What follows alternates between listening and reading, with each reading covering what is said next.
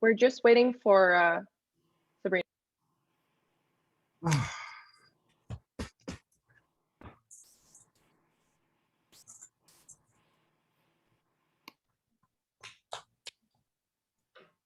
Good evening, everyone. Hello. 大家好。 I'm just going to wait until some more of us come into the room. 他等多一点人进来的，然后就稍等一下，然后就会开始会议。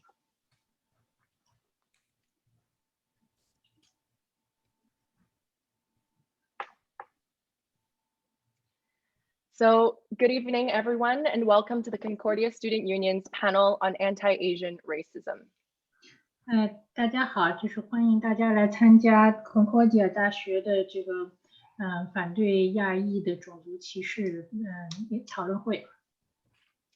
This panel is one of 3 virtual events held in honor of Asian Heritage Month, hosted by the CSU in collaboration with the Legal Information Clinic and Student Society of McGill University.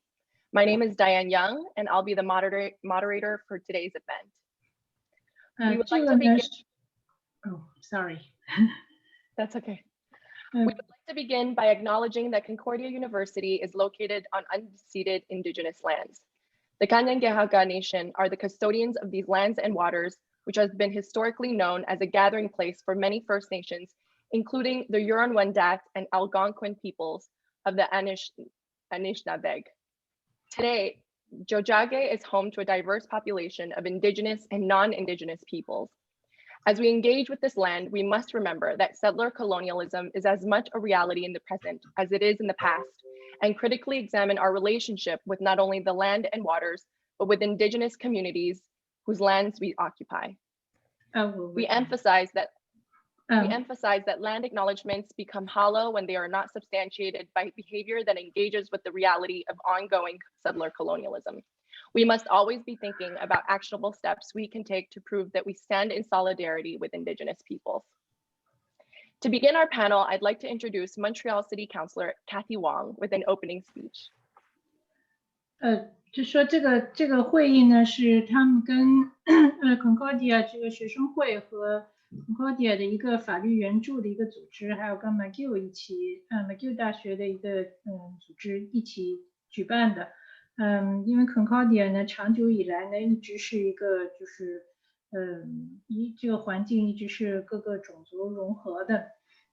他们跟这个本地的那个印第安人，还有很多的很多的这个少数群族都有很好的关系。所以现在他先介绍一下 Cathy Wong。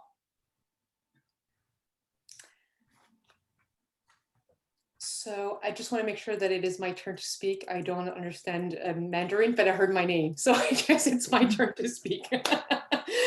Well, hi everyone. Bonjour tout le monde. Bonjour à tous et à toutes. Thank you to Concordia University. Merci à l'Université Concordia, to the Concordia Student Union, for this invitation.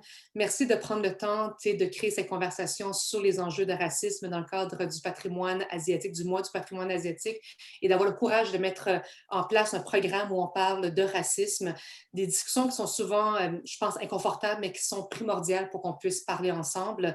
I was thanking the Concordia Student Union for organizing this activity, to have the courage to talk about, to organize this discussion on racism, which is a conversation that is often uncomfortable, but that is so important to the vitality of our society. And in the past year, we had seen, unfortunately, a lot of Montrealers of Asian descent experiencing, a significant increase in racist and xenophobic attacks, harassments, insults in stores and public transits, in parks, in the streets, and it is totally unacceptable, of course, and especially in Chinatown, that has suffered, from discrimination combined with other factors, that had an impact on the number of visitors to the business in the area. So, we have to continue denouncing these acts of violences, of discrimination.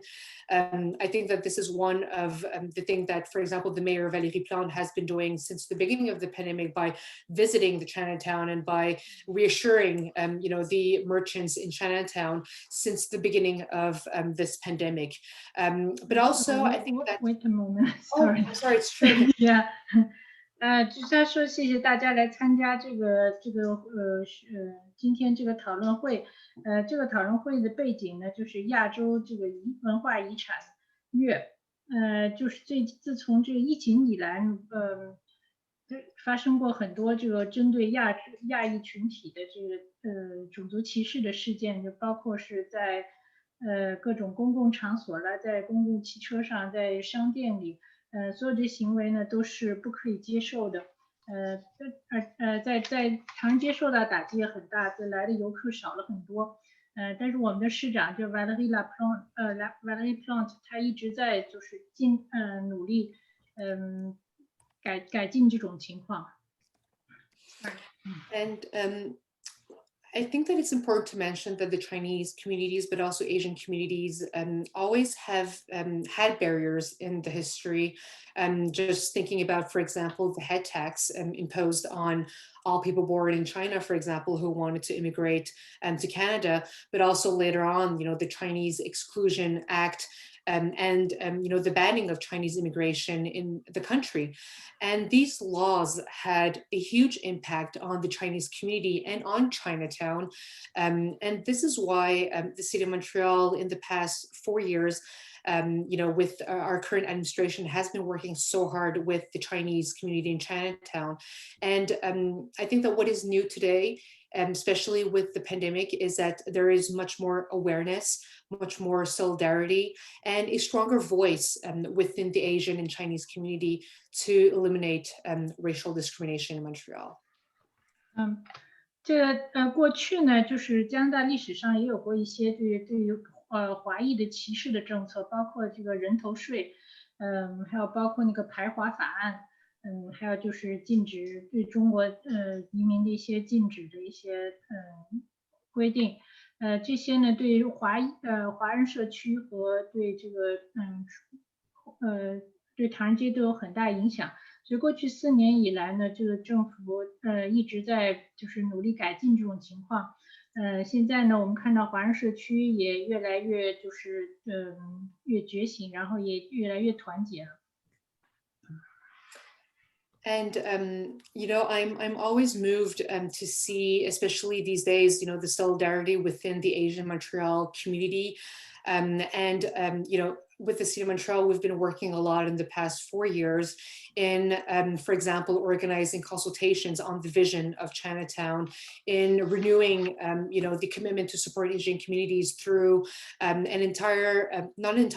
through a declaration that was adopted by the entire City Council, where we adopted a declaration of support and recognition and solidarity for Chinatown last December, which was a historic declaration for the City of Montreal and for Chinatown. And so I'm always moved to see all this solidarity within the Asian community, and in raising awareness on the history and on the history of racism and discrimination that the Asian community has been going through in the past century. So this commitment to support Asian communities today, we can see it also through the work that we are doing for the recognition of Chinatown as a heritage site, and to talk about the history of our communities, to talk about the history of racism and discrimination of Asian and Chinese communities in Montreal. 他看到这个华裔社区越来越团结，他一直感到很感动，因为这过去1年中，我们看到越来越多的这些就是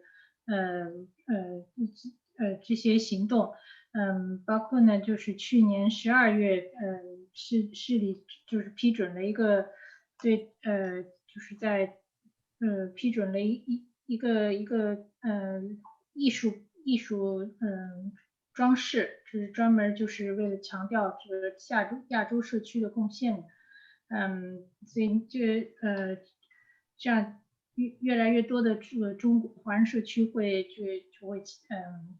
起来跟这个种族行为歧视行为做斗争。And last March, many of us walking in the streets of Montreal to participate in this demonstration where 1,000 of us spoke against racism and hateful acts that Asian communities have been experiencing since the beginning of the pandemic. I was there with my mother, with my daughter, and it touched me to see so many Quebecers of Chinese origin and of Asian origins join this solidarity movement, but also to see a lot of Quebecers, participate in this demonstration. And I think that the message that it sends is that today, the responsibility to fight against racism can no longer be only on the shoulders of racialized people, and that it is today a collective responsibility to denounce and to fight against racism and discrimination.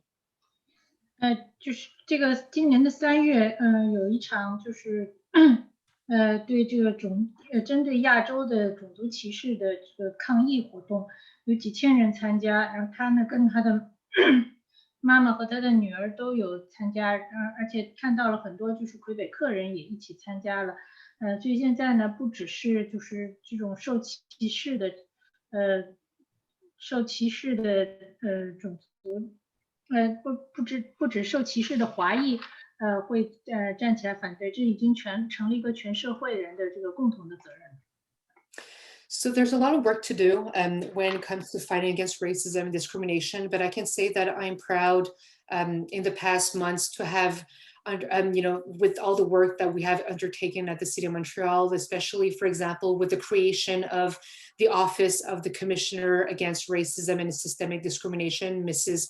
Bushra Manai, that was nominated. And the office and myself, we are working really hard to implement all the recommendations. There are 38 recommendations of the Consultation Office of Montreal to accelerate the city's organizational transformation.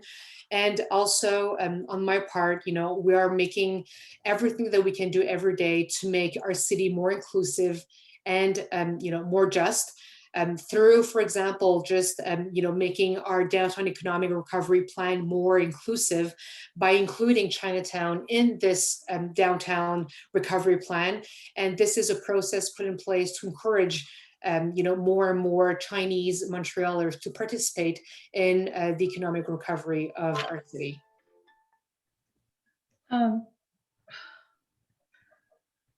OK， 那个就是去年呢，蒙特利尔市成立了一个这个种族，也成立了一个专门的一个机构，来负责跟这个种族歧视行为做斗争，然后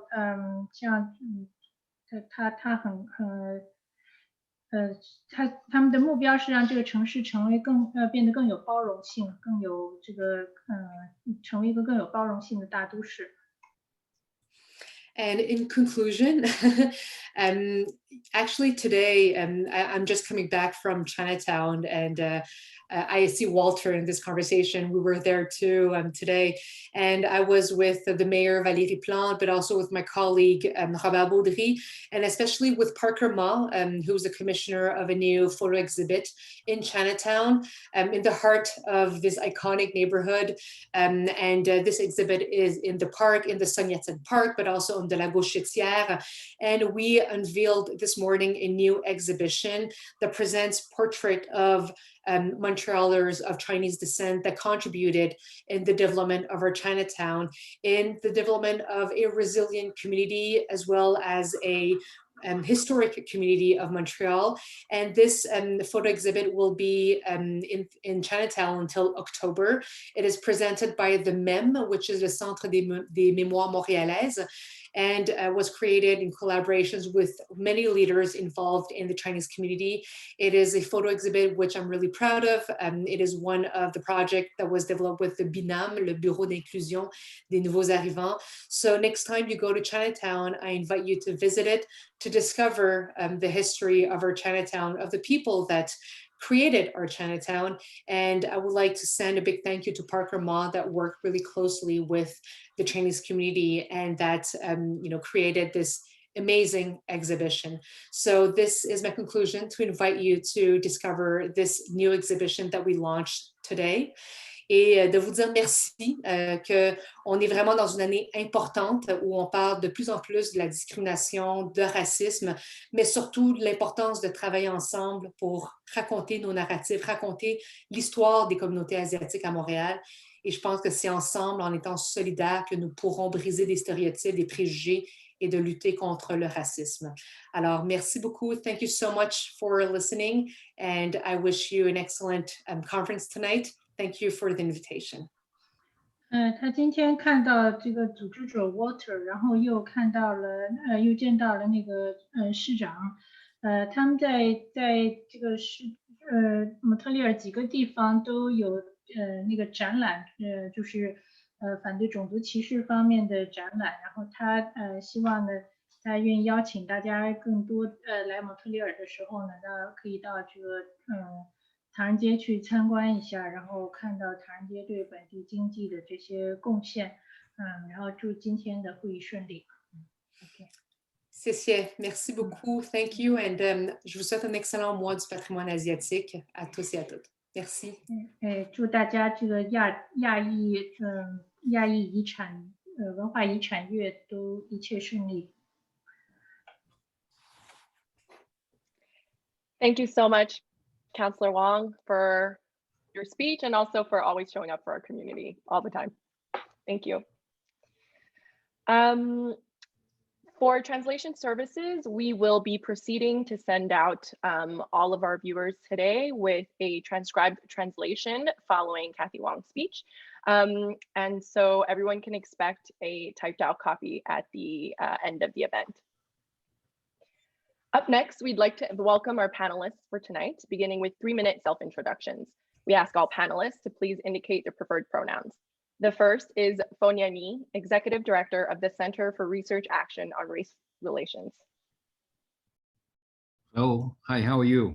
I'm very pleased to be here, and it's I hope to contribute to the discussion about Asian Heritage Month. And I will speak on actually kitchen table issues, bread and butter issues, and affecting the different elements of the Asian communities, so in plural, because I think that we have to be careful not to be racially exclusionary in a concept of Asian communities, particularly with people from South Asia that are growing in numbers in the city of Montreal.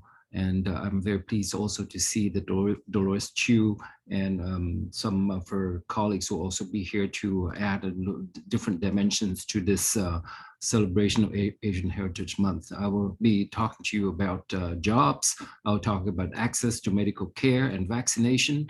I will talk about the disproportionate impact of COVID-19 on the economic prospects of people of Asian descent.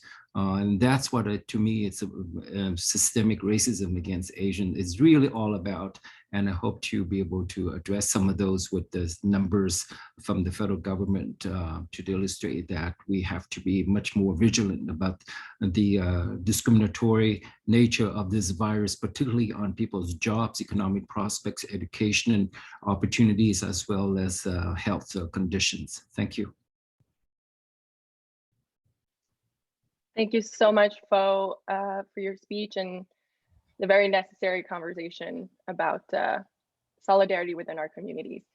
Our next panelist is Dr. Dolores Chew, founding member of Montreal's South Asian Women's Community Center and professor at Marianopolis College. Dr. Chew. Thank you so much to the CSU for organizing this very timely presentation, and I feel privileged and honored to be with everyone. Quite a lot of veterans on this panel. As was mentioned, I'm a founding member of the South Asian Women's Community Center, and Pho might remember that our organizations came about at the same time, and it sort of speaks to a certain history in the city of a kind of erasure of diversity of various kinds. I'm not going to say very much now because I also noticed that the facilitators are going to raise various questions, and that's where I'm hoping to be able to sort of dive in. Apart from being a founding member of the South Asian Women's Community Center, I'm also active in other organizations that work on South Asia and support for South Asia, as well as I'm a member of the board of the Fédération des Femmes du Québec, and another organization called Women of Diverse Origins. I also teach history and humanities at Marinopolis College, and I have a very long and I sort of get very warm and fuzzy about Concordia, having myself been a student there as an undergraduate, and then a graduate student, and then I brought my postdoc back to Concordia, and I've taught at Concordia. And as I was listening to what Cathy was saying, I was reminded that when I was an undergraduate in the mid-1970s at Concordia, this was the first time that the Quebec government was introducing the notion of differential fees for foreign students. And many of us who belonged to student groups, we were known as the ethnic groups on campus. That was our sort of official title. It sounds very corny now, including a lot of students from Hong Kong. We fought very bitterly to say that this was unjust and unfair. And, you know, thinking about that history today, we would also say there's a certain amount of racism. You know, we could have other kinds of conversations about these things, but I think it's important that all the younger generations know this history, the history of struggles of our communities here in Montreal, in Quebec, in Canada, and that we have every right to be here as much as anyone else. And of course, very importantly, we are on Indigenous lands. And so when somebody says, you know, where are you from, etc., depending on our mood of the day, it can have various connotations. But anyway, enough said. I'm going to wait for the topics that will come up, and I'll dive in where I think I can make a contribution, because I know we have a lot of experts here with a lot of specific information. So thank you so much, and I'm looking forward to this evening. Thank you, Dr. Chew. It's always great to have a superstar Concordia alumni. Our next panelist is Walter Chiantum, Director of the Legal Information Clinic at the Concordia Student Union. Thank you, Diane. So very briefly, born in Hong Kong, immigrated to Quebec City, grew up there in the mid-60s, immigrated to Montreal from Quebec City, and essentially, this is where I've been. 30 years of, basically I'm a lawyer, practicing in immigration and business law, and as well, a community activist. And about 10 years ago, Concordia Student Union approached me to start up the CSU Legal Information Clinic. I've been here ever since. And as well, I do welcome our colleagues from McGill and Bishops, because as we'll talk about, in solidarity, there is strength. So.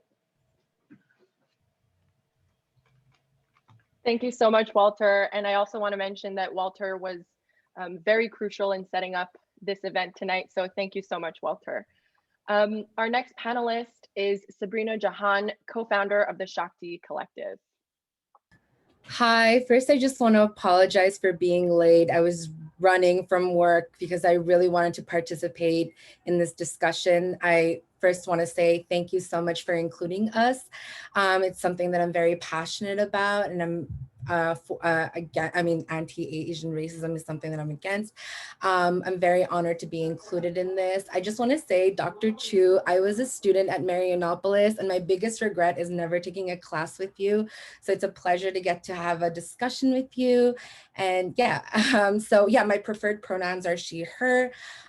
Like Diane had mentioned, I'm representing the Shakti Collective, which is an organization that I'm co-founder of. My other co-founders are somewhere here in the audience, so shout out to them.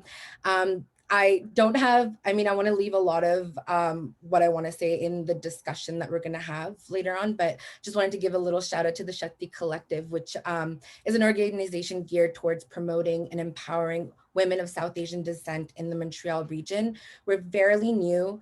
Right now, what we are doing is we're holding sessions where we have open discussion on topics that are pertinent to the experience, our experience as South Asian women. We call these sessions Shakti sessions. Our past discussions have included topics such as the imposter syndrome, relationship with body hair, dating as a South Asian woman. Although our target audience is South Asian women, we have welcomed other women of color to our discussion. As some of these topics are pretty universal, so relevant to them. Our goal is to leave people attending feeling comfort and also inspired and empowered to tackle on any challenges they may have in their lives.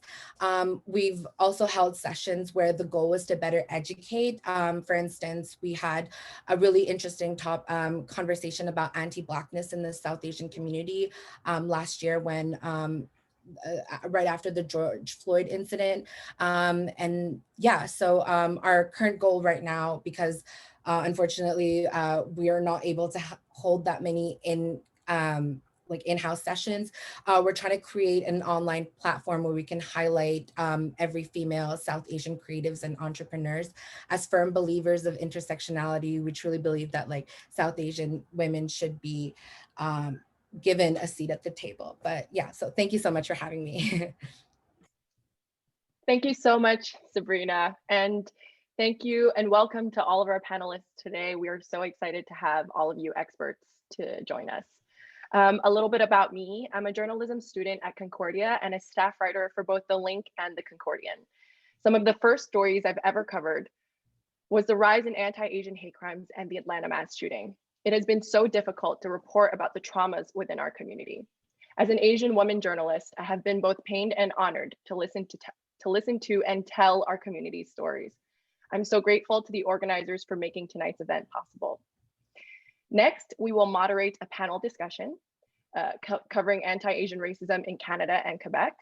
We will be answering any questions you may have at the end of the panel, so you can add them into the chat, and Juliana and Nicole will be fielding them for the last portion of our event tonight. So we'll just dive right into the panel discussion, and we're covering 4 topics tonight. The first one is about defining anti-Asian racism and its context within Canada. Alarmingly, a recent article by Bloomberg Magazine declared Vancouver as the anti-Asian hate crime capital of North America. Montreal was listed as the 2nd leading city. So our first question to panelists is, what has been your observation of anti-Asian racism in Canada and Quebec within the last year? And is it new? Panelists, you guys can feel free to unmute yourselves or use the raise hand function if that's easier for you. Yeah, if I'm, Diane?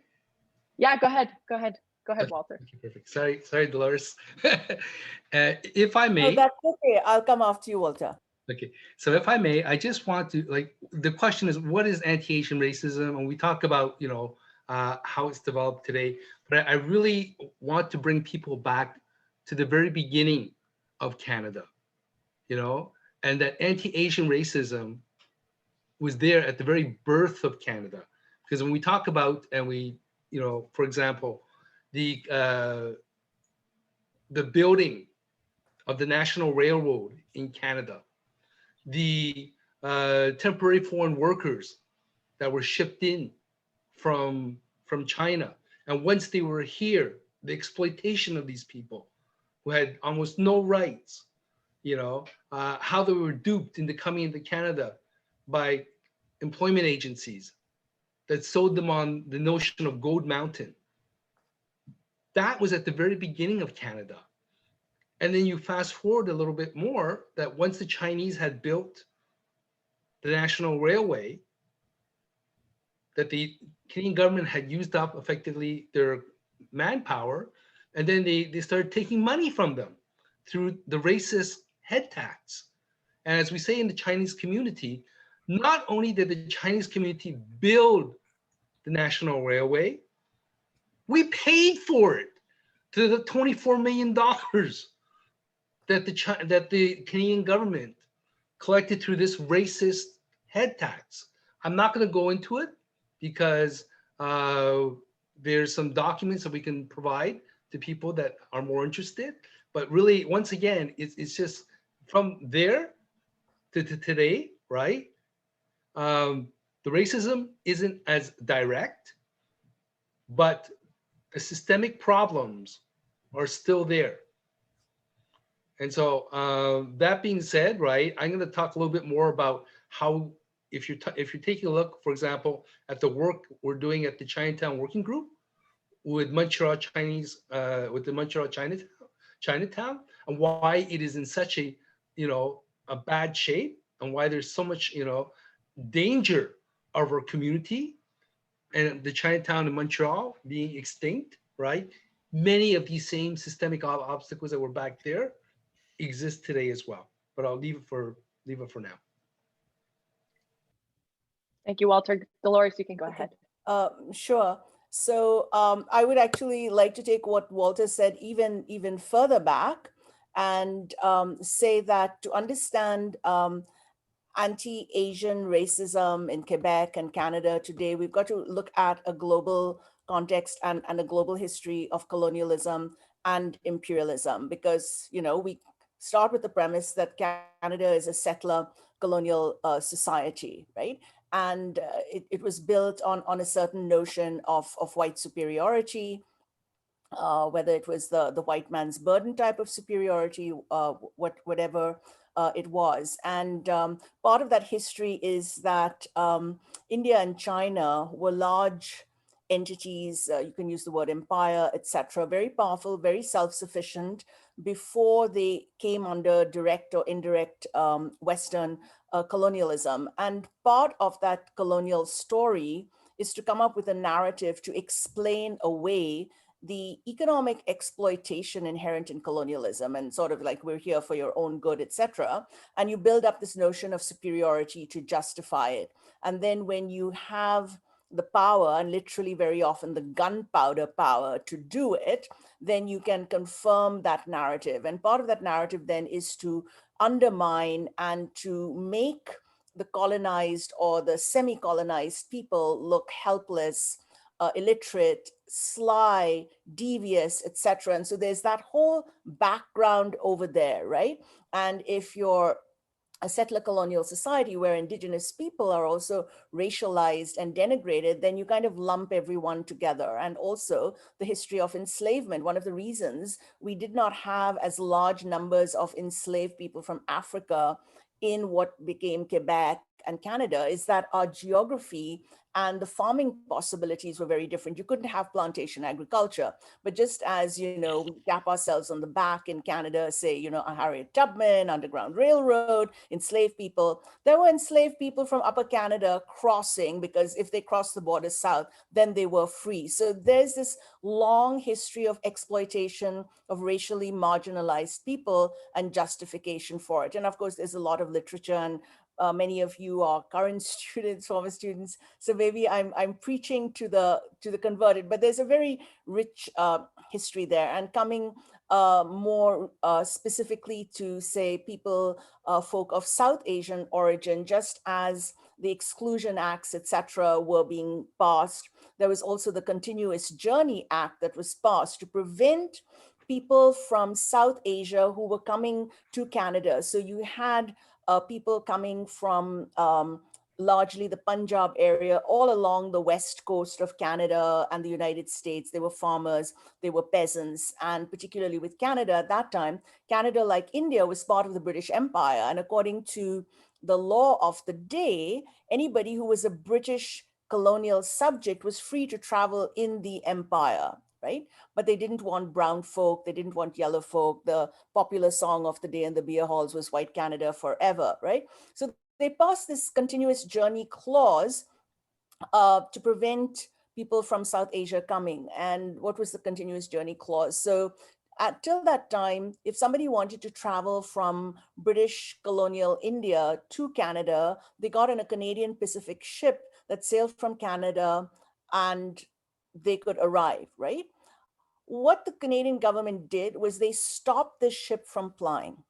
And so ever after that, people had to get on a ship from a port like Calcutta to Hong Kong and then get on another ship, right? And so the continuous journey clause basically said anybody who's not coming on a continuous journey to Canada cannot arrive. They didn't want to say these brown folk from India, because you could get on a ship, you could be a white person, come from anywhere in Europe, get on a ship at Marseille, land at Halifax, and you came on a continuous journey, right? So we have these histories of exclusion. And so the history of Canada is a racist colonial history.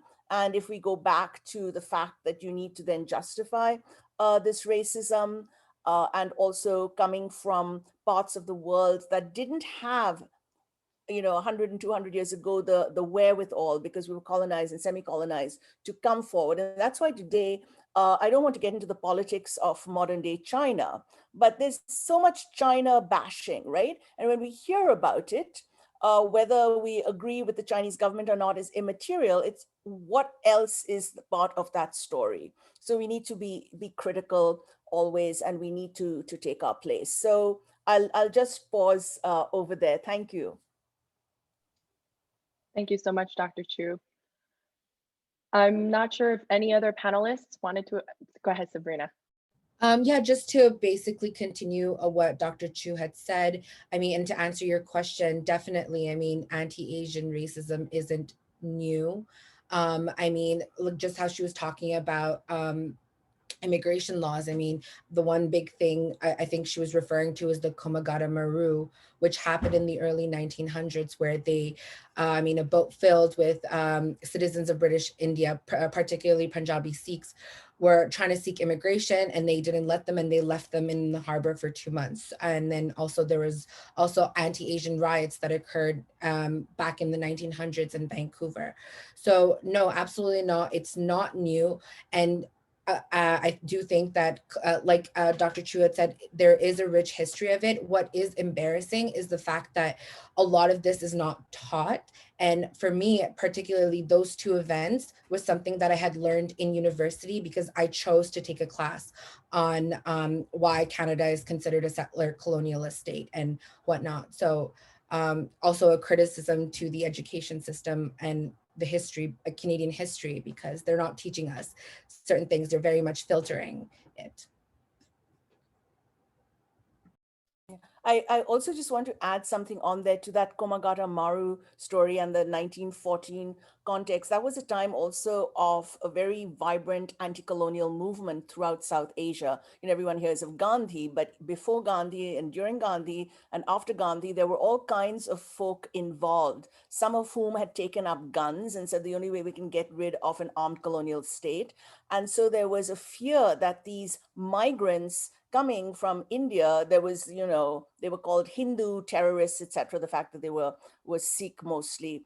So there was this other fear of political incitement and political resistance. And what would that mean if that came onto Canadian shores? So there's that other backstory going on there about resistances. And I think the more we learn about this, it just makes everything clearer. So yeah. And too bad, Sabrina, you would have learned about Komagata Maru at Marianopolis. We do it all the time in all my classes. Okay.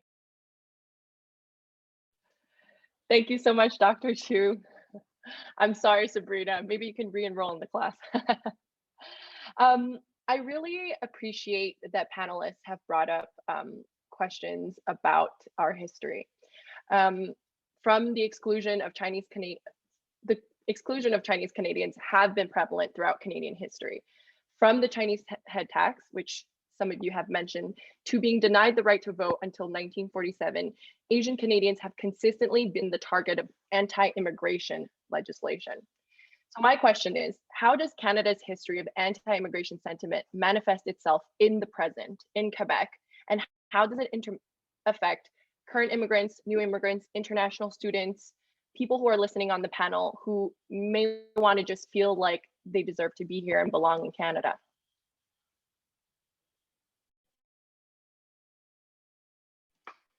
Panelists, if anyone wants to address this, feel free to unmute yourselves.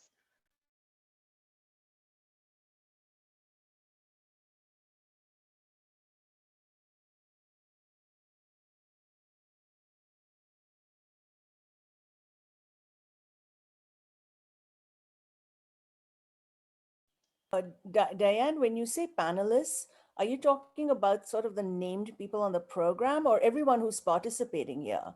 Because I see so many participants. It would be great to hear because, you know, I've been in Quebec for over 40 years and things have changed, but things have not. So it would be great for me also to hear from younger people today, because in many ways, there's greater visibility of people from the Asian continent than there was like 45, 50 years ago, right? But it seems in some ways that that has exacerbated the racism, right? And of course, we know there are economic contexts, et cetera, and sometimes there are changes in government that kind of fuel these things and like to scapegoat. So I'd be also happy to hear from other people. Well, this panel has been arranged more so that we can consult on the panelists, Dolores, Sabrina, and Walter's specific expertise. But if anyone from the public would like to speak, I'm open to it as well. We have 5 minutes left on this specific question. But I did want to mention that, you know, something that I feel like we covered as such a trendy subject, I hate to say it, was following the Atlanta mass shooting, and a lot of language surrounding how we were addressing immigrant Asian women, especially elderly, who are most of them new immigrants and some of them longtime immigrants who have children here who are first generation immigrants. You know, the language surrounding how we're talking about immigrants is often denigrating, and we often discount their lives, and we often talk about undocumented folks, sex workers, migrant workers, as if, you know, they're somehow not deserving of dignity and accurate reporting. So, you know, are stories that need to be told. I mean, as a journalist, I remember speaking to a sex worker advocacy group in Montreal, Stella, and the director said that often migrant workers work in, you know, migrant workers who are immigrants work in undocumented settings, who are undocumented work in settings where they are vulnerable to things that also affect the fetishization of women. So for example, there are massage parlors who are non-Asian, and they're often less rated by the police and less stigmatized by the police. And so often whenever there's any kind of spa or massage service in the Asian community, it's always a massage parlor. It's always a sex worker, a place for sex work. And so the language surrounding this was so inaccurate, and it was so denigrating to see migrant workers in our community be discounted as if just based on inaccurate reporting. Obviously, there's nothing wrong with sex work because sex work is work, but the way that the media created a whirlwind and just recycled what the police department was saying really gives you a sense of feeling that the people and the immigrants and the women themselves, you know, were very much discounted from the dialogue and the narrative. So if anyone has anything to say about, you know, just immigration in the Asian community, that would be great. Go ahead, Walter.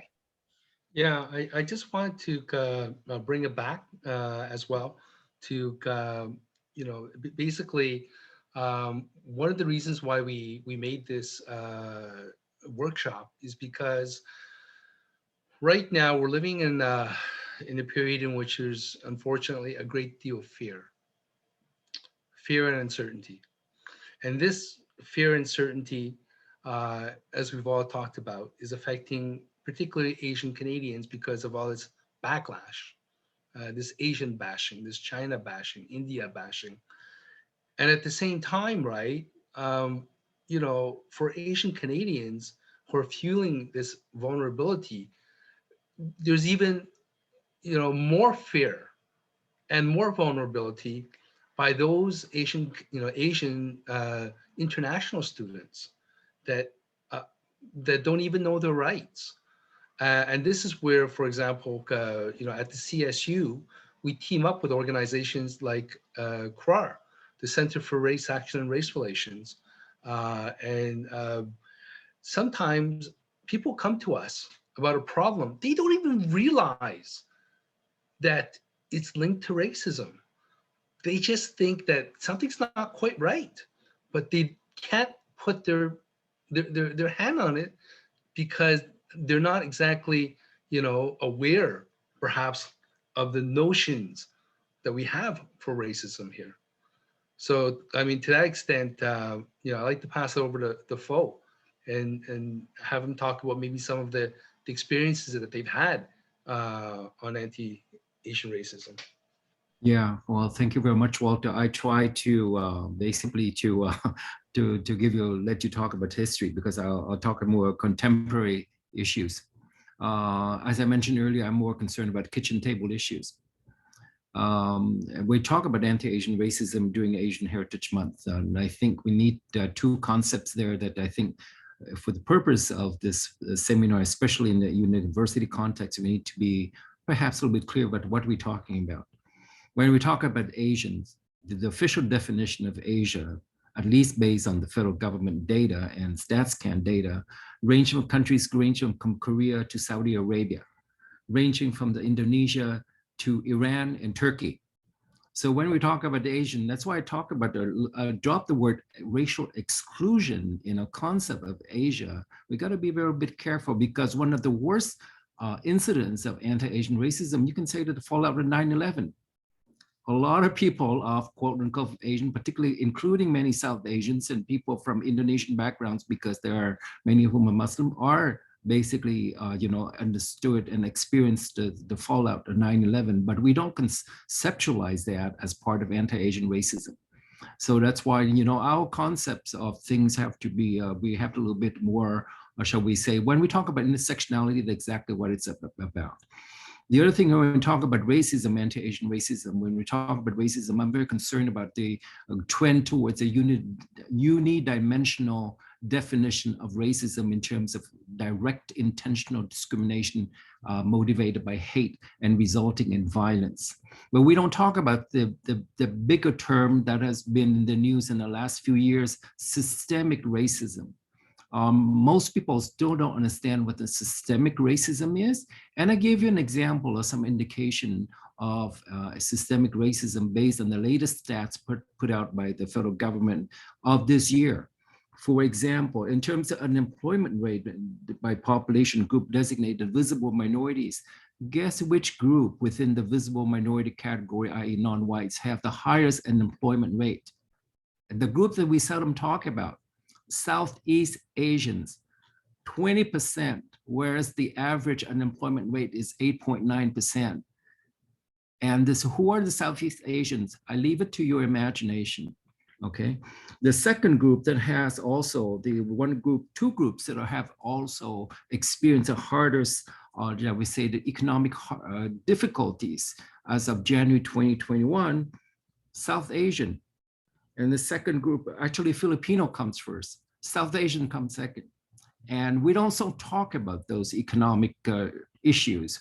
Why is that we don't talk about it? Because we don't conceptualize racism in systemic terms. And this is the trap that we should not fall into by defining things. We use the word intersectionality, but in fact, we don't operationalize them in our thinking and in our action. Okay, let's look at the number of groups that have the highest hesitancy rate to COVID-19 vaccination.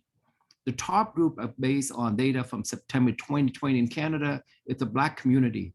The second group is the Latin American community. And you know which one is the third group? As it varies between Filipinos and South Asians.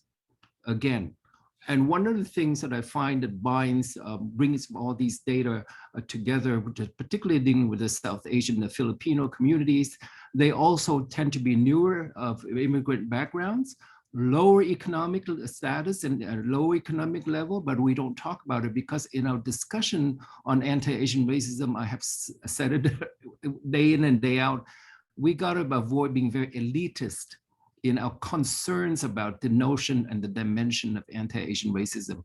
Because systemic racism, we talk about, for example, disproportionate impact of COVID-19 on some groups. We talk about women, but we don't talk about those women who are Filipino, Chinese, South Asian, Arab backgrounds who work in the healthcare system. from nurses to PAB who experience a lot of hardship. We talk about guardian angels. We don't acknowledge, we don't explore their needs in terms of health and safety in the workplaces and the difficulties they have in obtaining safe and dignified work conditions. And to me, those are systemic racism that should be talked about during Asian Heritage Month. And we can remember the disproportionate number of Filipinos being infected by COVID-19 in Manitoba. The data shows it because Manitoba is still the only province that collected race-based data for COVID-19 so far. And then when you look at some of the groups that are disproportionately affected in Alberta, again, Filipino meat packing plant workers. But somehow we don't focus on those. And that's why I think that we need to have a more broader social and economic views of discrimination. And we also have to be careful when we conceptualize Asian Heritage Month in a way that we try not to leave. You know, in the best intention, we always leave some people behind, but I think it's important to try not to leave people behind. So one of the things I would like to add also now is that we talk about celebrating Asian Heritage Month. I look at, and I raised it with the CSU, and thank you CSU for raising it 2 years ago, the impact of COVID-19 and even discrimination on Concordia students. You know, as I'm flabbergasted by knowing that apparently to this day, the CSU job banks still does not receive job ads from the city of Montreal so that Concordia graduates can apply for jobs to work at the city. And discrimination against English-speaking students and graduates of all racial backgrounds, that's a reality. We are one of the few cities that don't officially celebrate Asian Heritage Month. So what are we talking about, okay? I'd just like to end by saying that last June, and we're coming soon to the first anniversary, we were the group that worked to introduce the first motion against anti-Asian racism to be adopted unanimously by City Council. That was last June, before this issue become vogue and fashionable and glamour, okay? And you know what? 1 year later, we're going to ask you, what has the city done other than just talking about and doing things for Chinatown to effectively deal with anti-Asian racism? Ranging, you know, again, my concept of Asian communities are very much more inclusive. And I think that those are the real questions we have to ask, because we have to demand for equal and better conditions now, particularly with the disproportionate impact of COVID-19 on some racialized communities that are harder hit. I can't wait to see the data for the South Asian communities in Park X, for example, and in Côte-des-Neiges, because of low income status. And, you know, Toronto, the data show that, you know, after the Black community, the South Asian community is the hardest hit by COVID-19 infection, and the economics have to do something to do with that. And I hope that we can bring back some perspective so that when we talk about Asian Heritage Month, we're talking about more daily issues, contemporary issues that affect people's well-being, health, as well as future. Thank you. Thank you so much, Pho, but actually, I think you took us into the third topic, which was about intersectional solidarity. And actually, one of the questions that we had at the CSU was, how can we practice intersectional solidarity between Asian communities? And I know that you have just said, you know, not to leave South Asians behind, not to leave our darker brothers and sisters in the Asian diaspora behind, to kind of recognize rural Asian Canadians who are often left behind out of our language. But systemically, what can the audience, or what can, you know, civilians do on a regular basis, allies, Asian Canadians, Asian immigrants, what can we do to show up in a more consistent way throughout the year, not during Asian Heritage Month? What can we do?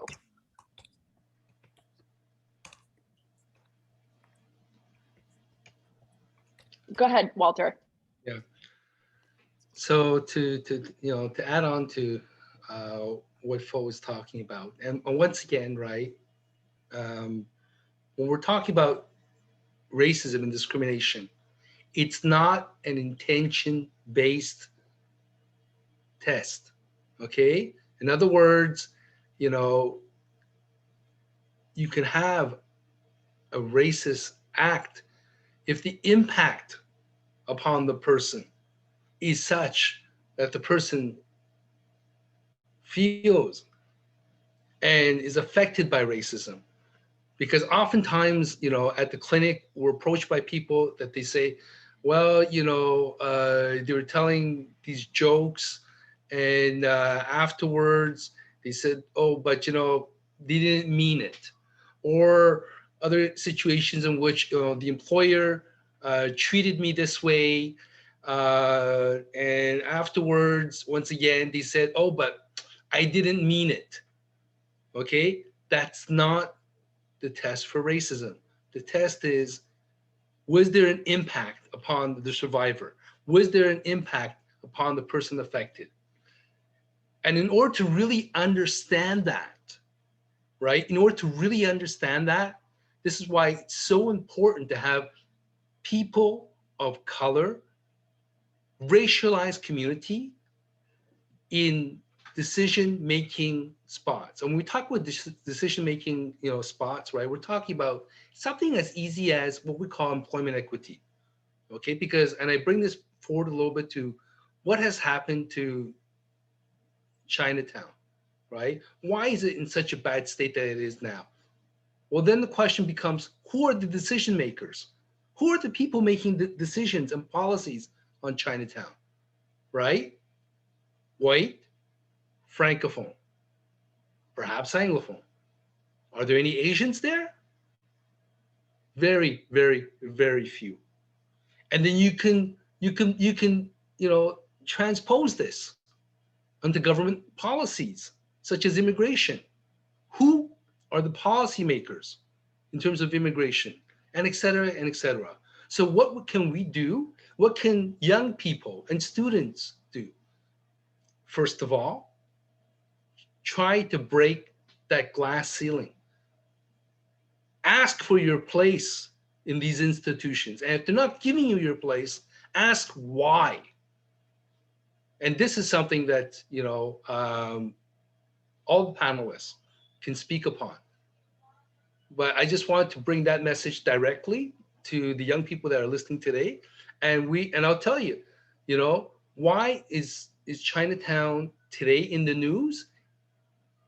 It's not just because we're on the brink of extinction, right? Which unfortunately we are, but it's also because there's a critical mass of young people within the Asian communities that now are able to speak up and able to get the attention of the government, which unfortunately we didn't have the tools before.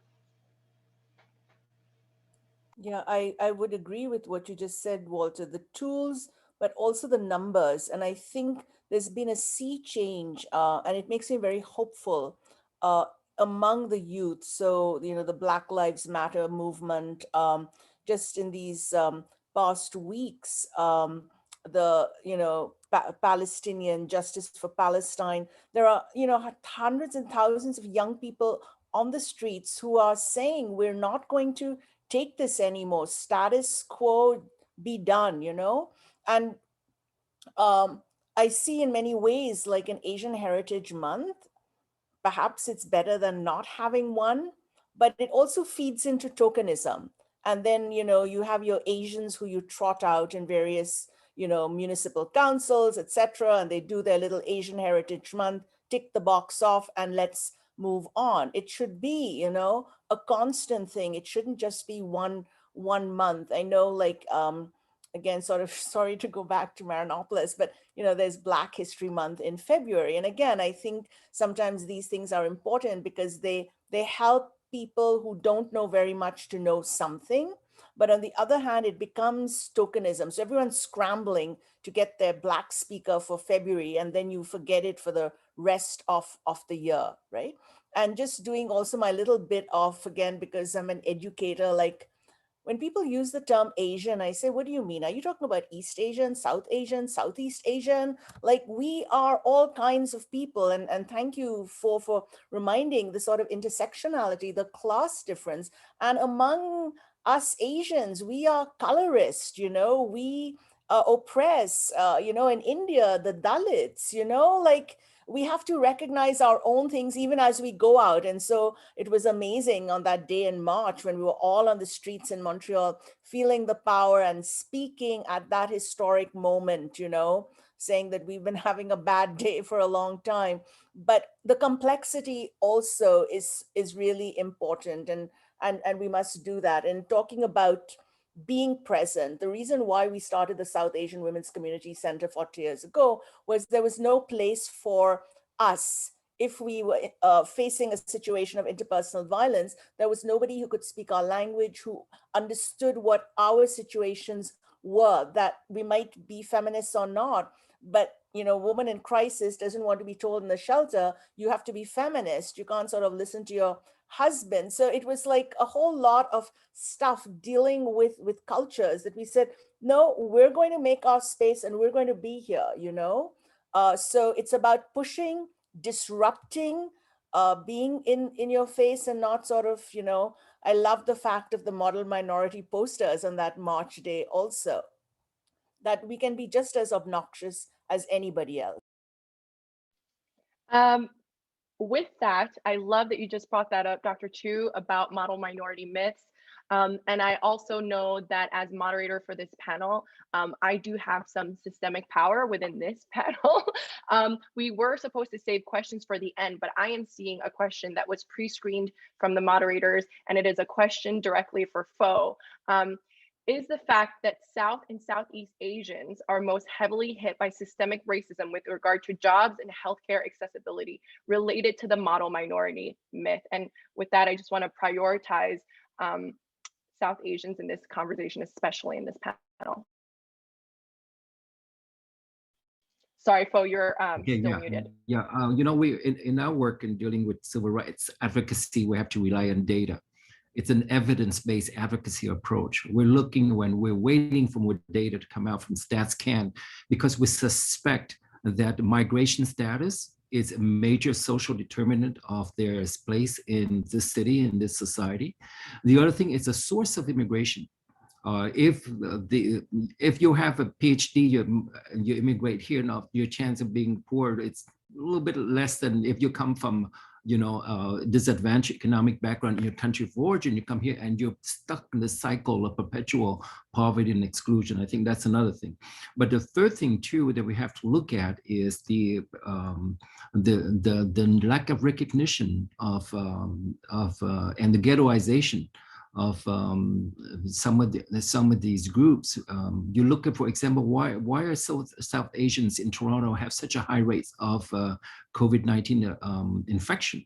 Because of multi-generation household, and often because of poverty. They have to live in, you know, small dwellings or the small houses. That's one thing. And the other factor too is many of them work in low income, low pay industries.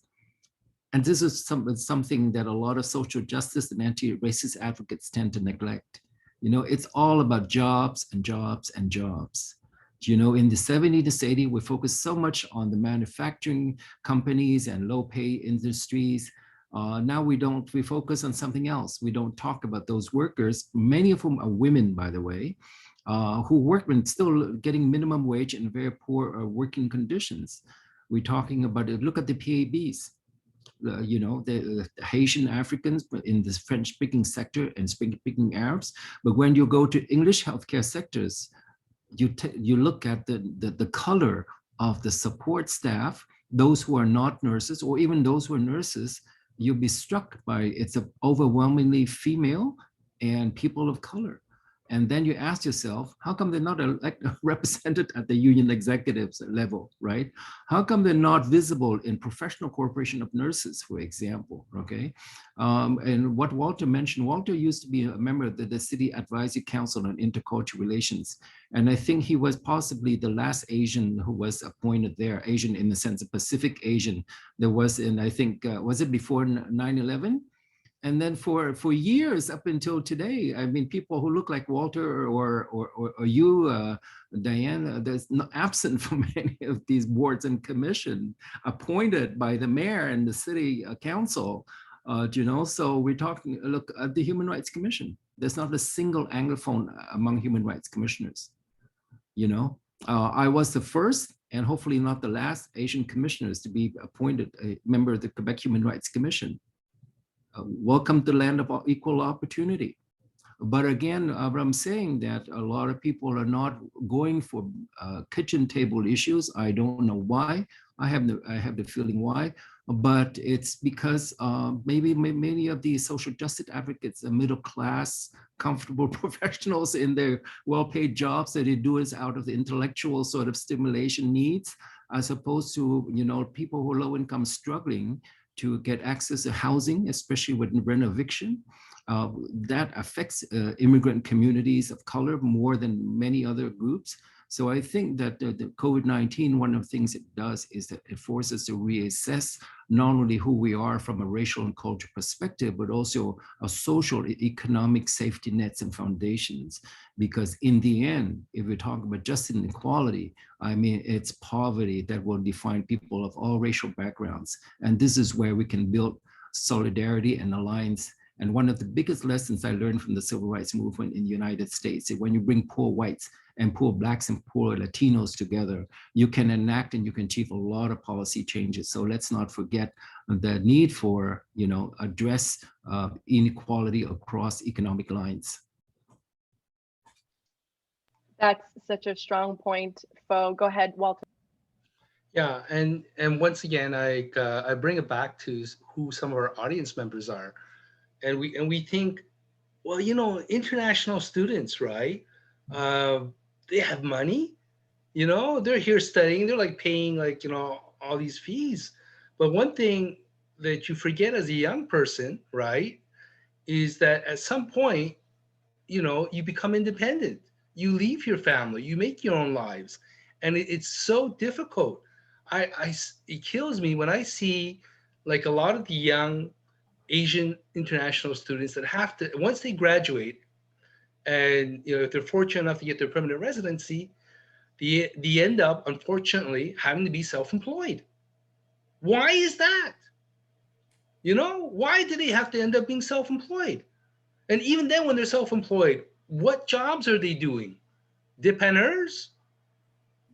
You know? So once again, it's just, you know, the whole question of we have to take a look. What are the systems that are in place that are making it so difficult?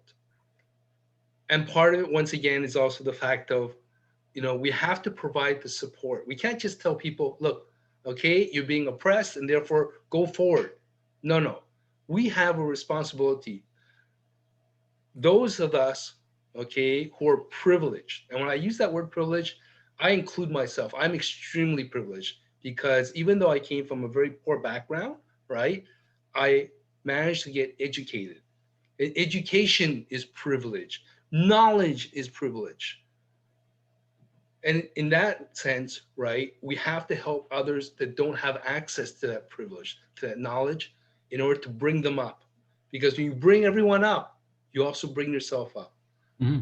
So and this is why, like I say, I really always go back and say to the international students, do not be afraid.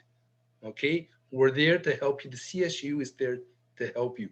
Okay, because a lot of them are afraid of what we call backlash, and it's backlash that in their own perhaps culture, you know, and country of origin, has been ingrained in them so deeply. It's backlash even within their own families when they are victims of racism and exploitation. They come to see me, we start a case for them, then afterwards their parents say, please, okay, stop making all this problem because you will pay for it at the end. That's the level that we're at. Okay, so we can talk about, you know, as Fo said, all these higher notions of racism, but at the same time, don't forget who you're leaving behind. Thank you so much, Walter. That is a really important question. And also, we actually had a question from a viewer who wanted to know about immigration for students. So you actually answered that perfectly. But I did want to move on to the actionable and solution-oriented portion of this event. So according to an international study on public harassment conducted by Cornell University, 79% of victims said it improved the situation when a witness intervened in an attack, but 25% of victims say that someone intervened in a situation where there was harassment. So for this portion of the panel, we'd like to discuss any resources available to anyone who experiences harassment. So does anyone on the panel know anything about bystander support, and what are some resources, maybe specifically to students or immigrants, who can kind of refer to what they can see when they see an attack, and also to our darker brothers and sisters who may be more prevalent to attacks?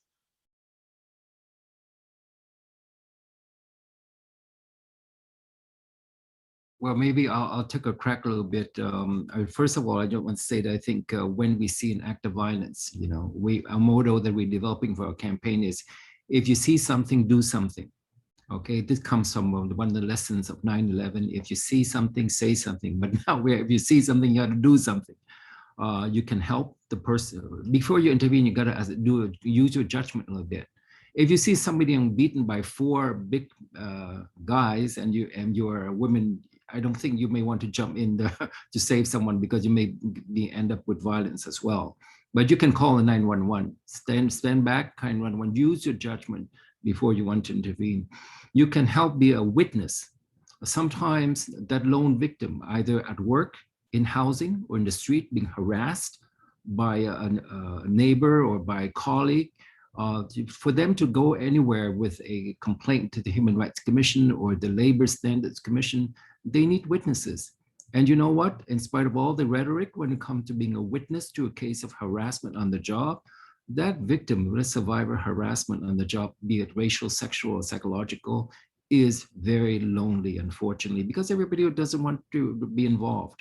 So if you want to intervene, that's the time to be involved. The third thing you can do as well is basically to sometimes you have to report anonymously.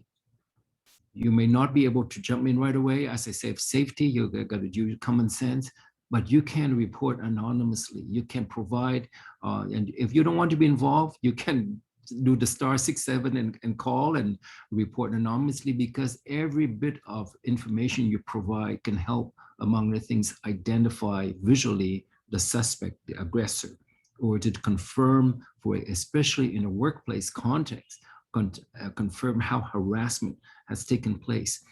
We've dealt with some cases involved with sexual violence and harassment from, referred by the CSU, students who experienced that. And despite all this talk, a lot of women who experience sexual violence, whether in education or in employment, are still very much left alone to go their long distance all by themselves. And we're there to basically accompany and help. So we need to reevaluate. I think part of what I'm saying is that be involved, be engaged, but be smart in how you do it. Because you need to think of your own survival, but it doesn't mean you have to turn a blind eye to somebody who needs help. That's it. Thank you so much, Fo, for that very, very insightful response. And just before I get to you, Walter, I want to point everyone who might be listening, there are resources that are being listed in the chat in the form of links. Thank you so much to Karen and Charles from the Chinatown Working Group, who are also supporting this event on a volunteer basis, it seems. And go ahead, Walter.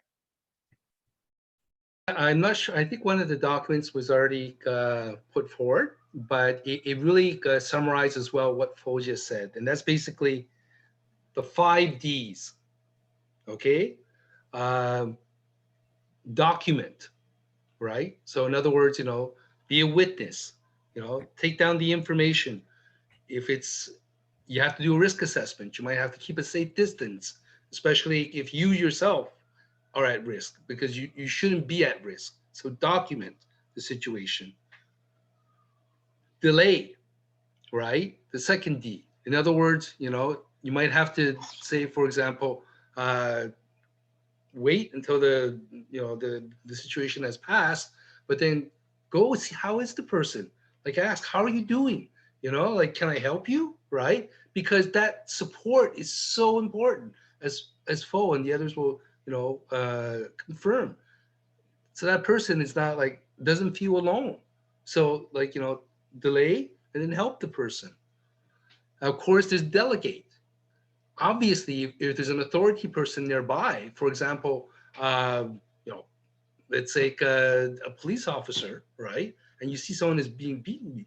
Well, obviously, ask for the help of the police officer, or let's say if you're in a bus, right? And there's like racist remarks being made, report it to the bus driver. So, people in places of authority.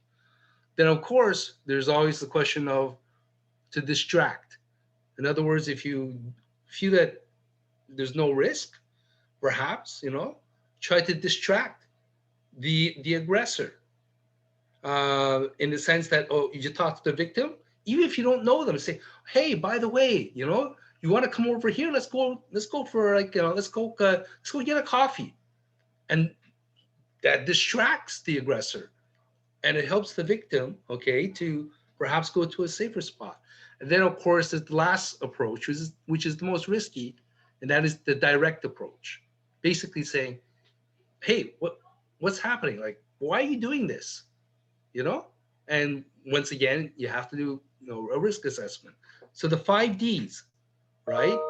You document, you delay, delegate, distract, and a direct approach. And that information, by the way, comes from the document by Act to End Racism, entitled How to Be an Active Bystander.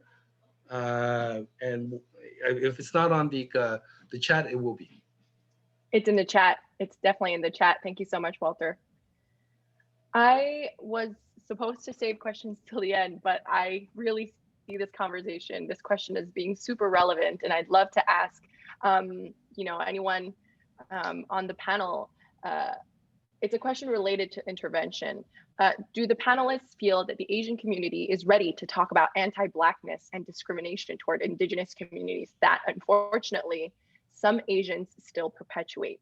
If yes, what kind of actions do they recommend? And I want to preface this by the fact that this person brought this question up because the presence of anti-Asian racism and the violence against our community has also increased the presence of patrols and police in Chinatown. And we know that there are shelters there that are, inhabited by houseless folks and Indigenous folks. Are there any recommendations about interventions and what folks in the Asian community can do to kind of support intersectionality? Can I take a crack?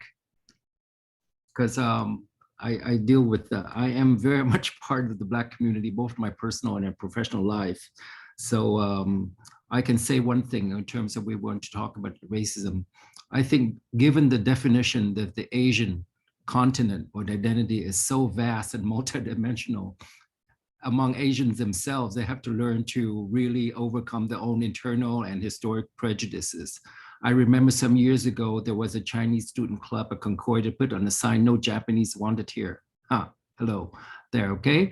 And then we have to deal with, for example, look, one of the greatest tragedies right now, the Rohingya in Myanmar, right? Or the Uyghur in China. I think the Sikh or many of people of South Asian descent in many of the Pacific Asian countries. Remember, there was a time it was very fashionable for people in the Philippines to bash the Chinese. You may go back in history. So I think we need to work out all of the internal and a very, very honest way to admit that there are, racial prejudice runs in all directions. But I always believe that if you want the best way to be an ally is to go out and date and marry one. Fall in love with one. Get to know them as friends. Don't do politics. Just let your heart do the talking and let your fingers do the talking. I think you can create a lot of human relationships. And through human relationship, that's how we build human solidarity. And often we go with all these big theories, but in the end, would you go out with a person of a different race? Think about it. Think about it. I always admire, I tip my hat off to, for example, Asians who marry Blacks. You read the stories about a lot of Chinese women in China who fall in love with and marry all these African students or entrepreneurs or workers. you know, those are, I think when it comes to relationships of a romantic kind or whatnot, I think that's the best way to overcome the bias and bring down the barriers among the human communities in our society, in our country. So that's where I'd like to leave you there. That's an amazing reply, Fo. And I just want to say that somebody had asked this question about internalized racism and the model, racism within our community. So you've addressed that question, and this is a great panel. I believe Sabrina wanted to speak next. Yeah, I'm not sure if it's really answering the question there, but I just wanted to add on to we're talking about intersectionality, and I think that we can't even do that without acknowledging the fact that that term was coined by a Black woman, Kimberly Crenshaw. So, I mean, if we're ever gonna if we wanna use intersectionality into anti-Asian racism, we need to talk about the fact that intersectionality, what it really means. I mean, that's the idea that there's inequality based on not only just gender, class, or skin color, disability, but it's also based on race. So I mean, if we want to continue with our movement, we also need to acknowledge the fact that we all have struggles, but these struggles and experiences are unique to different groups, and that we can never compare that, but we can always show support. It's never good to belittle or co-opt movements. So, I mean, in terms of how to battle with that internalized racism that we have or whatnot, we also need to acknowledge the fact that we ourselves are racist towards other groups. And those are conversations that we need to continue to have, not just randomly in spur of the moments when someone is getting murdered or whatnot. Yeah, just want to add that. Thank you so much for that, Sabrina. I definitely agree with you. There is definitely a lot of internalized racism and racism within our own communities, especially in the form of colorism. And I also wanted to touch a little bit about the model minority myth, and how when we perpetuate the model minority myth within ourselves, that we in turn, make it easier for ourselves to excuse racism to other members within our own communities. And, for me, some of the most harmful model minority myths is, this lack of proactivity in speaking up and using and advocating for ourselves in a sense of feeling a capitulation to the white gaze, to capitalism, and a sense of our own self-preservation is prioritized over the good of the community and the communities around us that are our allies. And so I really think that this question about internalized racism goes hand in hand with model minority. And I thank all the panelists, Fo, Sabrina, and Walter, for bringing it up. I also wanted to ask, we also had another question. This is a question for Walter. How can people of the community also recognize when someone is actually being racist? And systemic racism and microaggressions are often indirect, but just as harmful. Yeah, I mean, once again, it depends upon who's being affected. Who's being affected? You have to ask, who is being impacted? How does that person impacted feel? Now, obviously, if we're talking about government policies, then you need, as Fo and Dolores and had talked about, you need data in order to show that, right? But on a more simple one-on-one, it's just a question of reaction. How does the other person feel? Right? And why do they feel that way? Sometimes they can't even explain why. They just, they have a certain feeling, and that's where you have to be sensitive. This is where the human reaction and interaction comes into play. And this also goes back to what we were talking about earlier about impact-based tests, right? About bureaucrats who their intention might not necessarily be racist, but the kind of policies that they put forward have a racist impact upon communities. I'm just going to throw it in now, or I don't know if we talk about later, right? But one of the things that we're looking at least for one of the movements I'm helping with, the Chinatown Working Group, is the ecosystem that is, within Chinatown. And when we talk about Chinatown, it's not just the Chinese communities. And by the way, I use communities, not community, because there's so many different, Chinese diaspora. But at the same time, you have people that are of Vietnamese, Korean, Japanese, white francophones, white, anglophones are a part of that ecosystem. But there needs to be harmony, right? And how do you have harmony? You have, coming down to it, human interaction, okay? And this is why, going back to it, the petition that we're putting forward, which I think it's going to be on the chat as well. It's a petition asking that, the Quebec government, and as well other levels of government, particularly the Quebec government, right, provide the necessary tools to save this ecosystem, to save this, because Chinatown really is, it's something wonderful, okay? If you've gone to it, it's got, residential, it's got, small commerces, it's all about what we call in Chinese, jia, family, community, business. That's what it's all about. And that's just for Montreal, but as well, it applies for other North American cities. Unfortunately, when I grew up in Quebec City, we did have a Chinatown. But unfortunately, as well, the government policies essentially led to the extinction of that Chinatown. So that's why I moved to Montreal. Fun fact, Montreal's Chinatown is the last Chinatown in all of Quebec. So for all our viewers, I definitely encourage you guys to send that petition widely. We do have a section that I know that I didn't mention yet to the panelists, but there is a part of intersectional solidarity within our communities that I can say should definitely emphasis on Asian women. And I guess this is maybe a question for Sabrina and Dolores. I know, Sabrina, you had mentioned in your opening speech about specific particular issues that the Asian women communities face that are probably disproportionate to the rest of our communities. And I would love for you to speak on that and what the rest of the Asian diaspora can do to help South Asian and Asian women.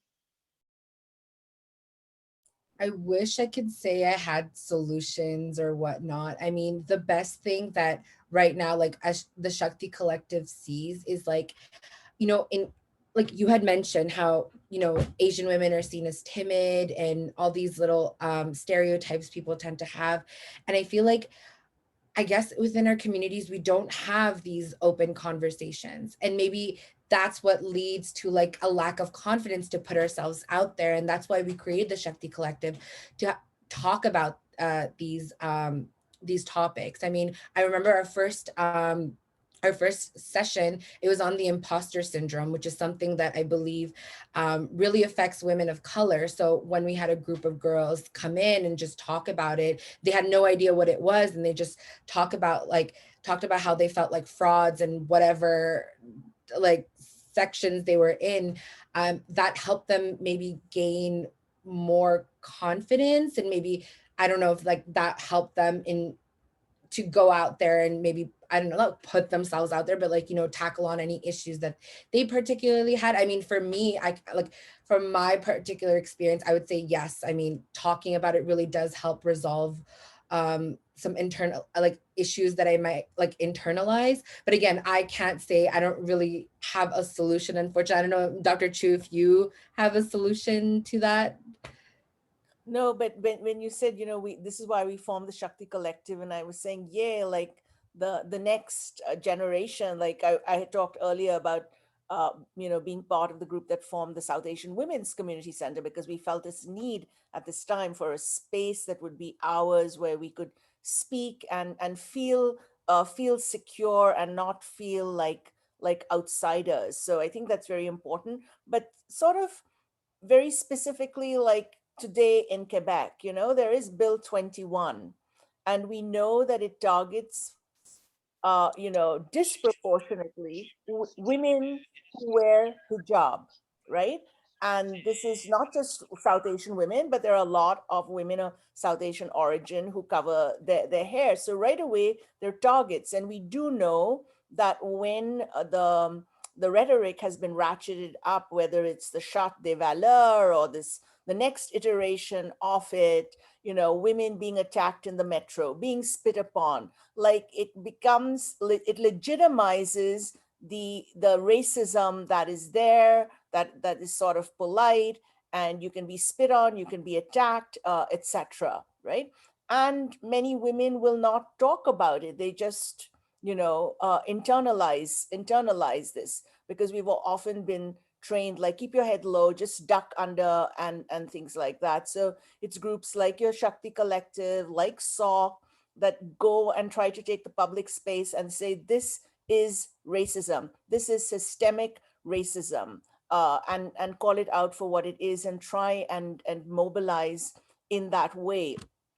Also, again, this is sort of taking us back to the dark days of Harper, but there was a time when we heard a lot about the so-called honor crimes and forced marriage, which particularly targeted our communities where arranged marriages have been the norm, and you can have a good arranged marriage and a bad arranged marriage. And it won't be as absurd to somebody who comes from an arranged marriage tradition to hear about the love marriage. So educating, and we've been trying to do that and say, what is an honor crime? It is patriarchal violence. And if a white man does it, it's not called out for an honor crime. So sort of public education on that to raise awareness about systems of gender oppression, etc., that you know, affect you know, women disproportionately. So that's been sort of our approach in terms of trying to do this work.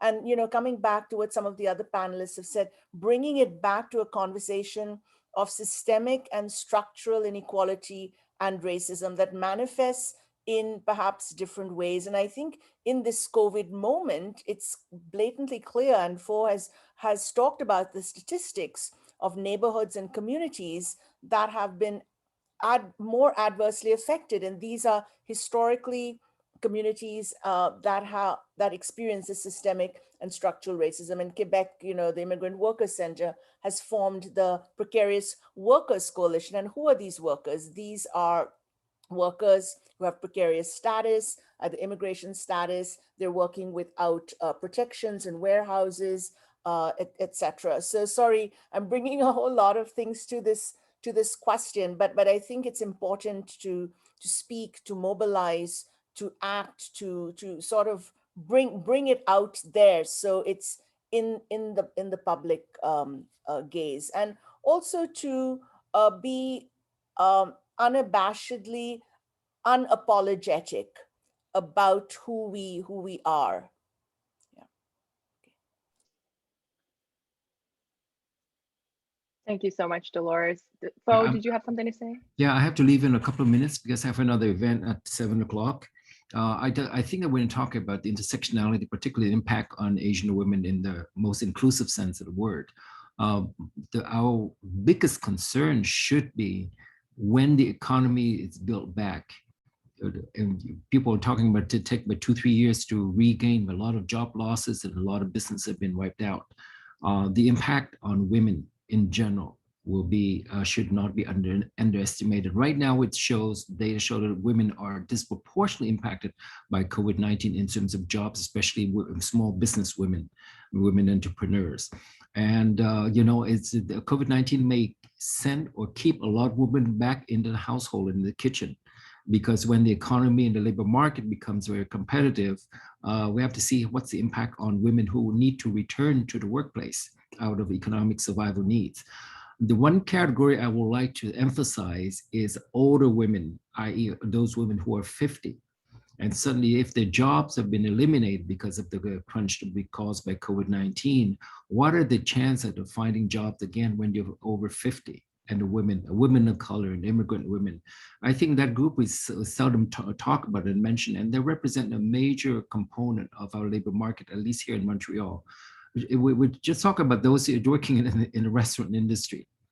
You know, a lot of those women, very likely because you're over 50 or because you're under 25, your chance of getting even, you know, low paid jobs will be very minimal. I have a lot of people, you know, I like to go to Starbucks. I used to go to Starbucks almost every day. Now you can hear downtown, most Starbucks are closed. What happened to all those young people who lost their jobs? Many of them are women. They lost their part-time jobs. And, you know, and so, you know, we have to think of the impact, disproportionate impact on a lot of, in this case, Asian women. And again, those who are newly arrived, I think we will be tremendous, I think, burden on them to help them to be part of this build back economy that, you know, may take at least 2 or 3 years. So that's, I would like just to remember that dimension. And I have to leave you, unfortunately. Yeah. Yeah, thank you so much, Fo. I really appreciate your comment. And I just also want to remind everyone on this panel that many of the survivors of the attacks and anti-Asian hate were mostly elderly men, but most disproportionately, they were elderly women. And so thank you very much, Fo, for bringing that up. And I'll take this opportunity to thank you so much, Fo, for your participation and your wisdom. Okay. My My apologies. Take care. Okay, bye. No worries. Thank you. Bye. I do have one last question from a viewer, and this is a specific question for Dolores and Sabrina. Because the term Asian is already so reductive in describing more than half of the world's population in the West, Asian tends to usually mean East Asia. How do we push back against this erasure of South, Southeast, and West Asians to ensure their perspectives are heard, as well as also standing with our East Asian counterparts? Sabrina, do you want to have a go at this to start off?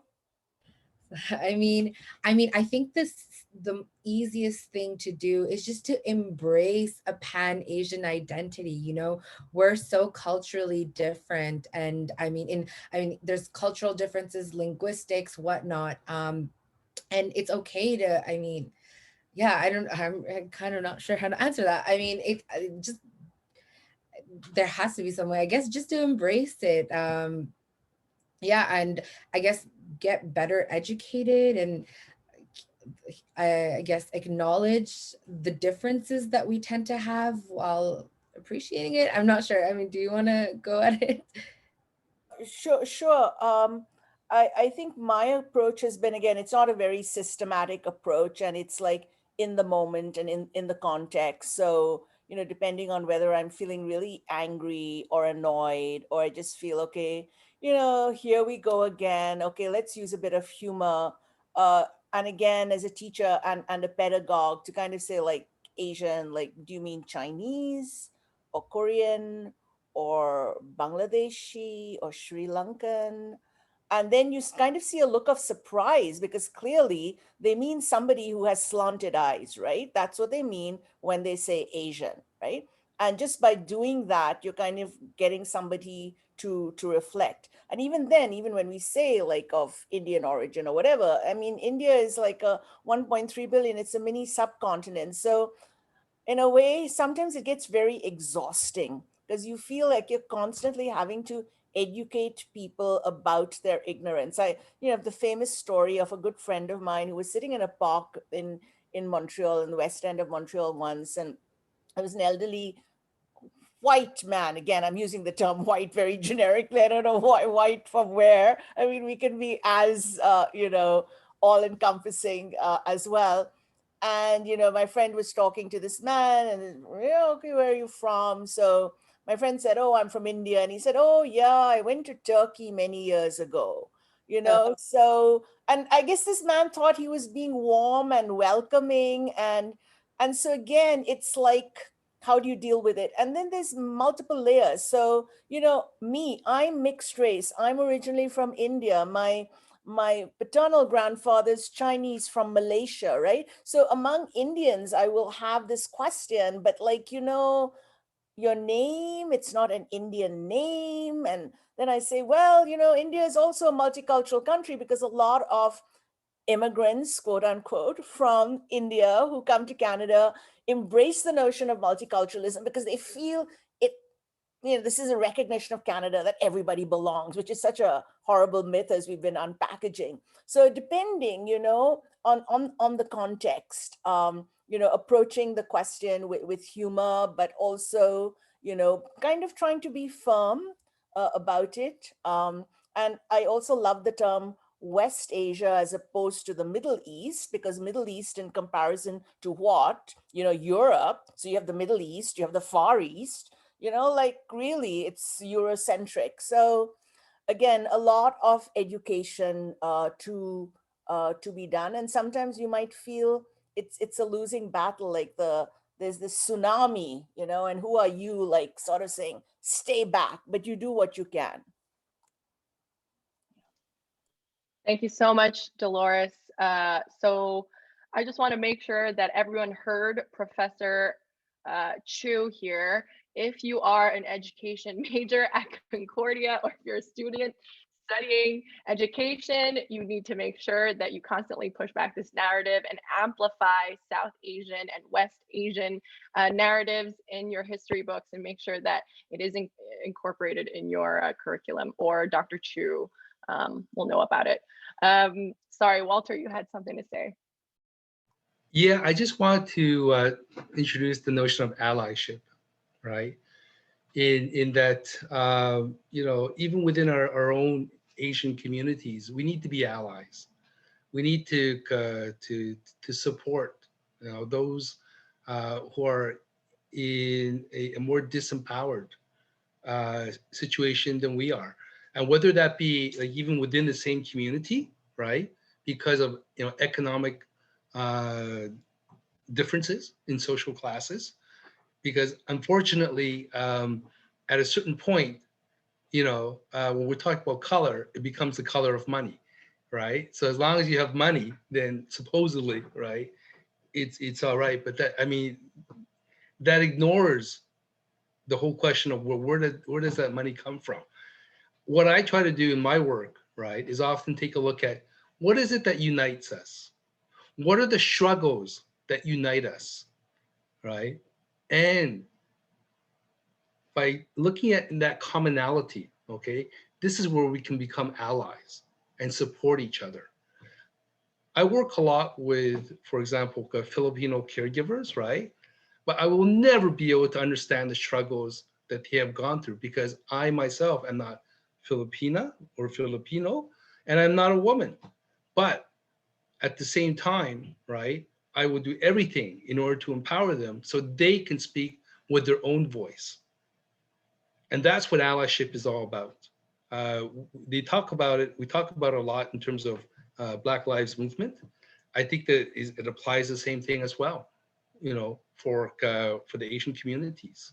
And it goes back to the whole question of, you know, contacts, talking about things. And sometimes it's true, especially with the, let's say, older generations.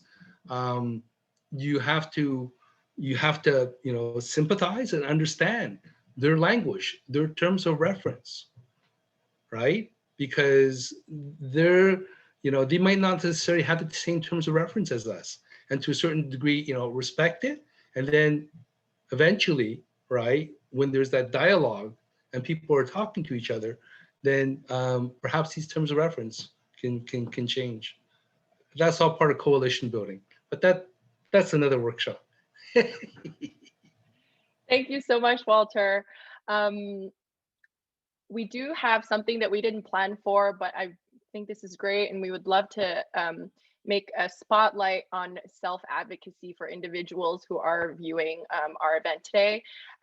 There is someone in the audience who had experienced a racial aggression, and I'd like to read this person's story and you know, share it with the panelists, and if panelists have any resources, that would be great.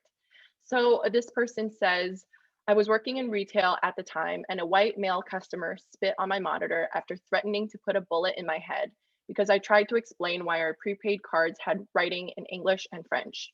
I'm also a South Asian woman. As soon as I felt the aggression, because it switched up very quickly, I called the security, but within a few seconds, he left. I'm guessing the attacker left. And when they came, I described how he looks physically, but they couldn't find him and told me it's not worth pursuing through security footage. What else could I have done in this situation?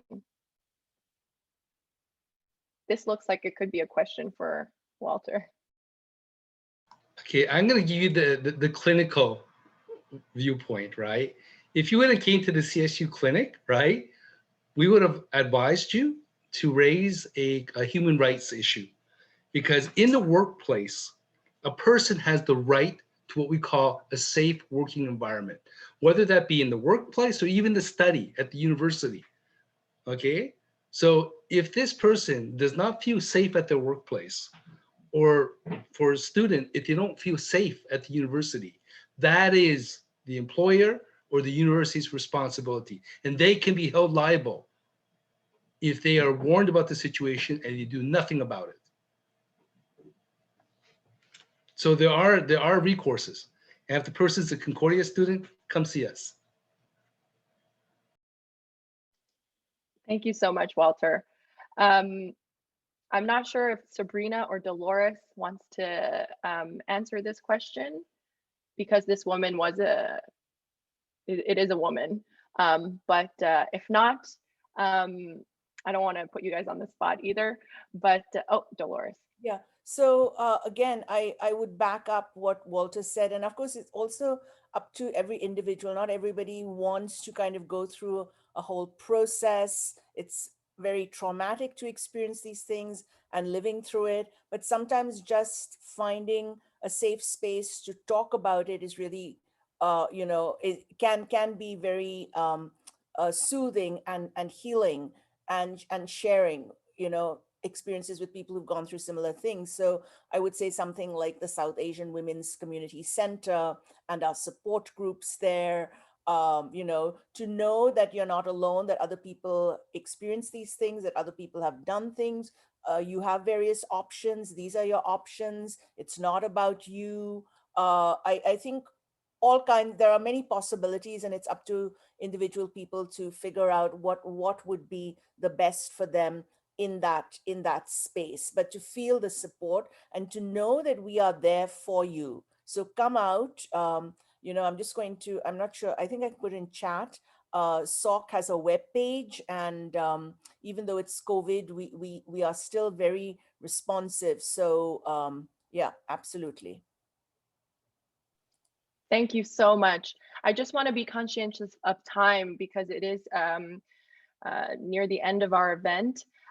So we have reached towards the end of today's virtual anti-Asian racism and event. And I know that Walter wants to speak, but also he will be making a closing speech. So go ahead, Walter.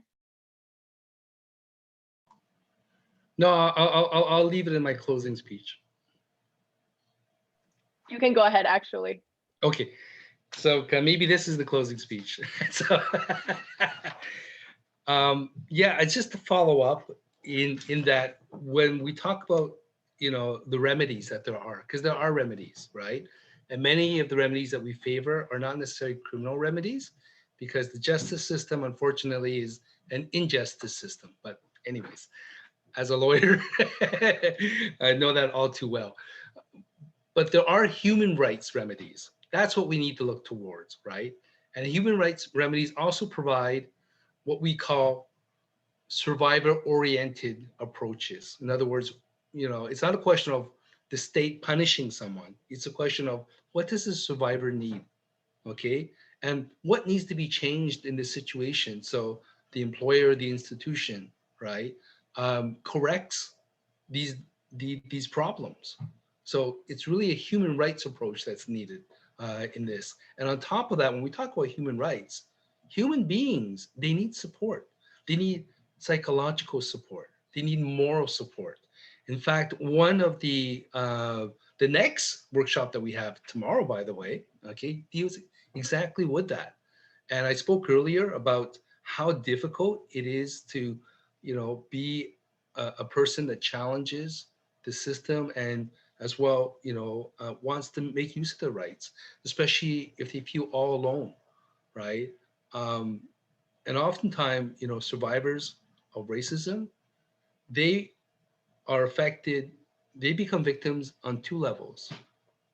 They, in terms of the physical, if there is physical racism, but also the after effects, right?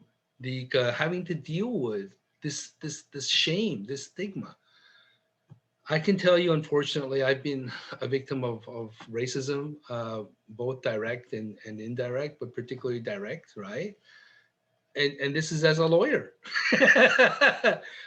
Cannot tell you how many times I have gone to the courthouse and I've been carded, okay, by police or security guards saying, "Oh, I'm sorry, this place is only for lawyers. You got to go to the back." I said, "I'm a lawyer." And then when I speak up again, unfortunately, one time I spoke up, there was a white judge that said, "Hey, sorry, mate, how dare you accuse us of racism?" So once again, the way that it affected me was such that I psychologically, ever since, unfortunately, I don't make complaints against the judges because it's just too hard for me, and I still have difficulty talking about that kind of stuff. And yet I'm, I should be older. I mean, I'm much older now, but this stuff affects you for the rest of your life.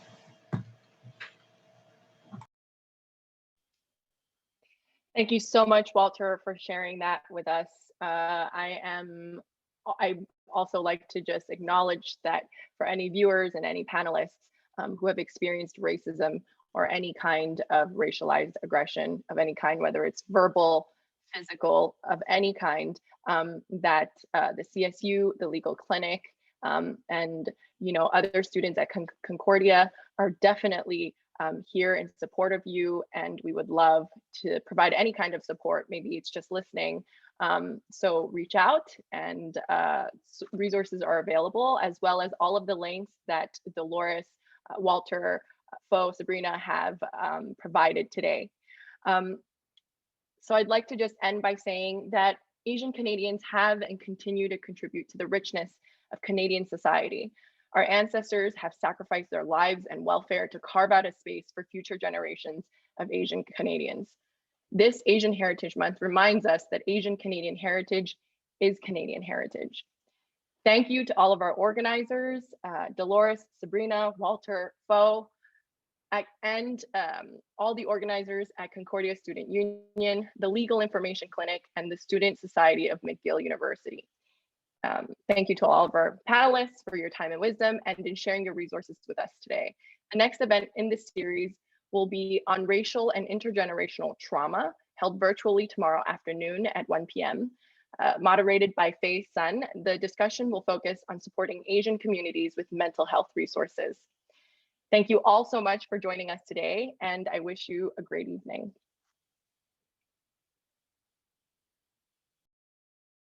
Diane, thank you so much for having us. Thank you. Oh, Thank you so much. It was wonderful. Thank you. thank you, Dolores. Thank you, Sabrina. Thank you, Great Walter. job, Diane. Oh, thank you, Walter, for making this happen.